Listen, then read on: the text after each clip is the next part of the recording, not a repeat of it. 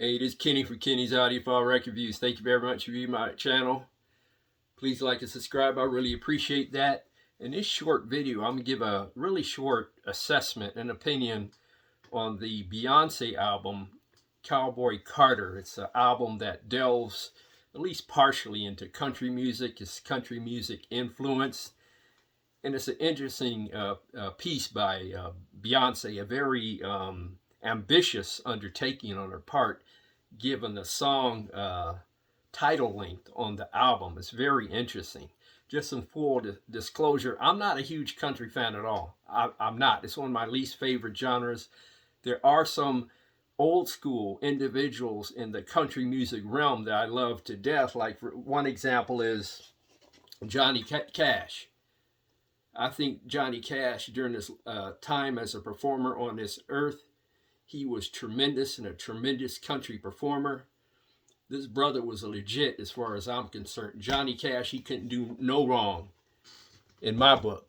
And there's a few others that I really like, like Winona Judd and a few others back in that, Loretta Lynn, some of the old school country artists I like. But that list is very short, maybe 5 or less. Some of the contemporary ones that I like are probably Tim McGraw and Faith Hill. But like I said, that list is very short. I'm not a huge country fan at all. I'm not a fan of the genre. I have nothing against it per se. It's just something I don't vibe and groove to. So just keep that in mind as I get into this album assessment. But I will say my son is a huge Beyonce fan. He goes to all her concerts when she comes through the city he lives in. And he's a huge Beyonce fan. And also, I'll give his grade of this album, hopefully near the end of this video, and mine too, if I can remember to do that. But I have to say, I do not have the album, the vinyl album. What I did was I got a digital download from this website called HD Tracks, and the download file was a 1 kilohertz 24-bit file transfer, which is slightly better than CD quality. I wish they had a higher resolution file of that album, because I think it would sound much better in a higher resolution file, like a 96 kilohertz 24-bit file or a 192 kilohertz 24-bit file. That would really boost the for audiophiles anyway, the listening pleasure of this album. I know a lot of people who are Beyonce fans, they may not necessarily be audiophiles, but music lovers, and there's nothing wrong with that. Maybe they're used to CD quality and below, and there's nothing wrong with that at all. Just as long as you vibe and groove and love the music, that's the most important thing. But some of us audiophiles are a little bit picky about the sound quality. I just happen to be one of them. But like I said, there's nothing wrong with listening to CD quality and below. Just as long as you love the music, that's the name of the game.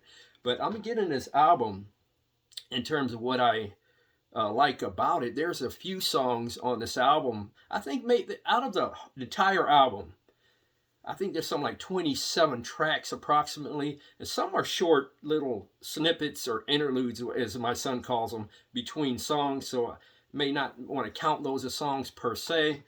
But there are 27 tracks, I believe. And some of the tracks that I really enjoyed, that I thought were actually great, and I really enjoyed listening to and vibing to on my system. And also, by the way, those of you who are not familiar with my channel, I'll leave the link to my system tour in the description below, so you see the type of stereo system I'm listening to this this digital album on. But the song Spaghetti I thought was tremendous. I love the bass in that song. And on this album, the way it was recorded, the bass frequencies are represented very well. So are the high-end frequencies, but I think the bass frequencies were represented a lot better. And an example of that was a song Spaghetti, because that was a tremendously sounding song. And I think the best song on this record, and it's not even close in my book, it's just my personal opinion, was the song Daughter. The song Daughter was is a tremendously performed, orchestrated, and arranged song. I think it's a type of song that would play live, like at a Grammy Award ceremony or something like that, with a live orchestra, the song Daughter is actually exceptional. And also the song that is also fabulous but extremely entertaining. And again, this could be along with Daughter, I think could be nominated for Song of the Year, is Ya Ya, because it has a fabulous vibe and groove to it, and it gives a good nod to Nancy Sinatra in her These Boots, or Boots song, and also the Beach Boys. She shows a lot of class and giving us a brief snippet of a vibe and groove of Nancy Sinatra and the Beach Boys songs. And I think that is absolutely tremendous on this part. Her Nancy Sinatra song is These Boots Are Made for Walking, and she gives small snippets of those songs. I think that's absolutely high class on her part to give nods to those old school acts who were tremendous. But Ya Ya, I think, is a candidate for Song of the Year. Matter of fact, I think there are several songs on this album that could be nominated for Song of the Year. And I think this album could be nominated for sure for Album of the Year. I hope she gets over the hump and gets Album of the Year. I really do, because it's long overdue. By the way, this is a Renaissance album in the background. This was a gift from my son, whom I love to death. Hopefully he's watching this video. Matter of fact, I'm sure he will be watching this video. But Ya Ya is one of the more outstanding songs on this album. A tremendous song. The song Protector, I really enjoyed. And a song right after it, I think it's called My Rose, which is fabulous, but it's real short. I think it might be a minute or so long. Now I'm going to get to her remakes of Jolene and Blackbird. Jolene, her performance is great. It's tremendous. However, it doesn't come close to topping Dolly Parton's version of the song, I believe. That's one of the songs that's very difficult to beat in terms of performance and the original tent and vibe and groove. I think that is a legendary performance by Dolly Parton, perhaps her best. So that was a huge undertaking by Beyonce to even attempt that song, because Dolly Parton's is truly the best. I had a couple of other people in my age bracket listen to that song. By the way, I'm 63 and my son is 32. I hope I got my son's age right.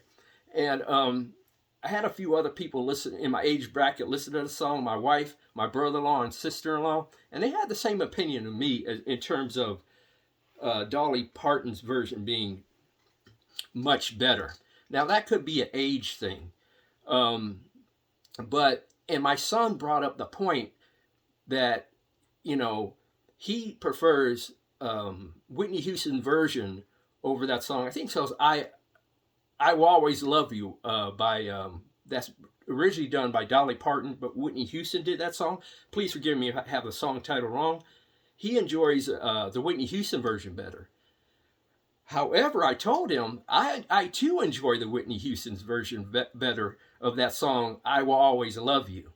So to me, it's not necessarily your age bracket.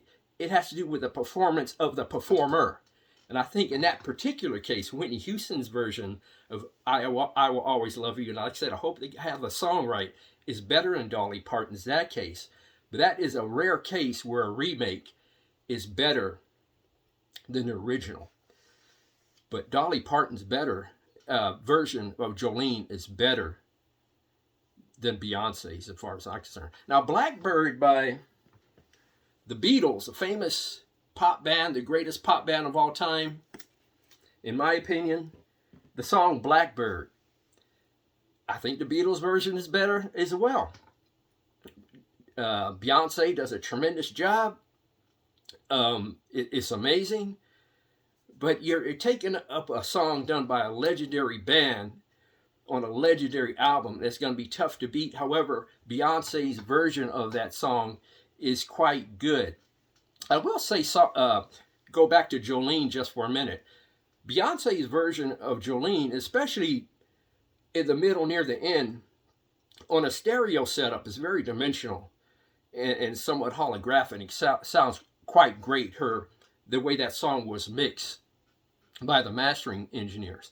Overall, listening to it on my system, it sounded great. It was great separation. Like I said, the bass frequencies were represented exceptionally well, with the higher end frequencies represented well as well. Not as great as the bass frequencies. It was well mixed and sounded very dimensional, as far as I'm concerned. The only gripe I have is, in terms of a digital download, this album would have sounded much better. It would have sounded tremendous if it would had a higher resolution download option, like a 192 kilohertz 24-bit file. This album would sound it would just be tremendously better than the 44.1 24-bit option. I wish they would have given that option to audiophiles who like that high resolution sound. I know a lot of Beyonce fans may not be audiophiles, and I think CD or MP3 quality is fine for them. I have no problem with it. But some people like listening to music on a higher resolution format. And it would have been great if they would have made this great album on our higher resolution format in a digital domain. I really think that was a, lack of a better word, a miscalculation on their part. And maybe there's a reason for it. And if there's a reason for it, please leave your comments in the comment section below. I will get the album, which is a high resolution format, and listen to my turntable, which is a Riga P8 turntable with a Feta 3 cartridge. And I'm sure that's going to sound much better than the digital download that I downloaded. Overall, how would I grade this album? My son gives it an A. I will give it, and by the way, like I said, this is a tremendous undertaking by Beyonce, a very ambitious undertaking, because it's very difficult to take an album with so many tracks and make it great. I'll give you an example. Stevie Wonder's Songs in the Key of Life. That's the second best album I've ever heard, in my opinion. And what keeps it from being number one is there's too many songs on the album. If Stevie Wonder would have condensed that album from a 2 LP set to 1 LP and just kept the best of the tracks on that record, that hands down would have beat my number one choice, which is Marvin Gaye, What's Going On album. Marvin Gaye, What's Going On album is the best album I've ever heard. And at least in the pop, rock, R&B realm. And I think if Stevie Wonder would have condensed that album from a 2 album set, kept the best songs, and made it a 1 album set, he would have the best album ever, and it wouldn't be close. But here's how I grade the album. My son gives it an A. I'll probably give it a solid B. It's a great album. It's a great undertaking by Beyonce. And I'd give it a solid B. It sounds great. In my mind, there's 7 really good, exceptional songs on the album. And the remaining are in a good range, I think. But I would give it a solid B, in my opinion, from an older audiophile's point of view and a record collector, as you can see. But please leave your comments in the comment section below on this undertaking, this quote-unquote country music undertaking by Beyonce. Please leave your comments in the comment section below. Like I said, I give it a B, or going from a scale of 1 to 10, 0 to 10, I should say. I give it an 8. I give the sound an 8 as well, but the sound could be elevated. Sound grade could be elevated if I get the record or LP. Thank you very much for viewing my video. Please leave your comments in the comment section below. Please like and subscribe. God bless, strong love, and keep the peace worldwide.